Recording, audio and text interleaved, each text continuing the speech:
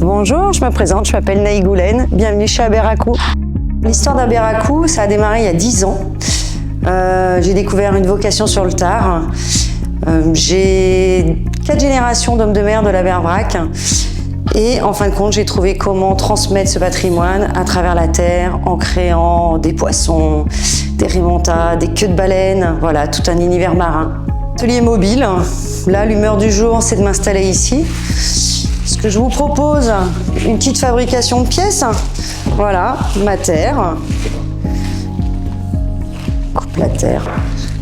Mes outils préférés, 2 tasseaux et un rouleau. Voilà, un bel aplat, super.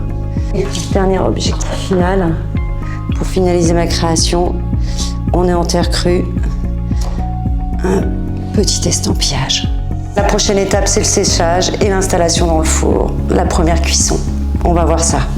L'étape suivante, c'est mon container. Et dans mon container, vous allez découvrir mon four, enfin mon premier four. Alors voilà, ça c'est un four que j'ai ouvert ce matin, que j'ai commencé à vider. Et à l'intérieur, vous allez avoir des pièces d'élèves ou les miennes. Et ça s'appelle le biscuit. Voilà, c'est prêt à être émaillé. Je vous montre l'émaillage. Voilà, un émail transparent, comme une pâte à crêpes. On le remue pour le rendre bien homogène.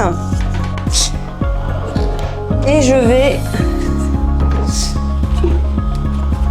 le verser dans ce pot. Voilà, je travaille au pistolet. Voilà le résultat. C'est une pièce qui a été émaillée en blanc.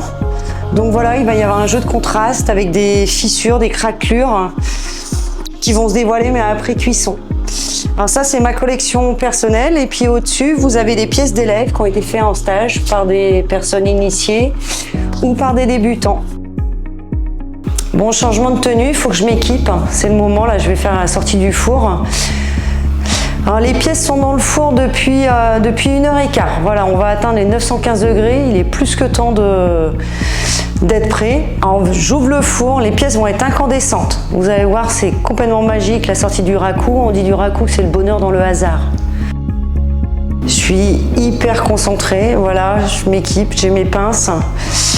Faut faire le choix de la manière dont on va sortir les pièces. Je vais les déposer dans la malle d'enfumage, elles vont prendre feu, il va y avoir énormément de fumée et on va pouvoir découvrir le chant du raku. Le chant du raku, c'est un sentiment de craquelure qui se crée dans l'émail, qui va se faire pénétrer par le carbone de la fumée et on n'y verra rien. On va devoir attendre la surprise jusqu'à l'ouverture de la malle.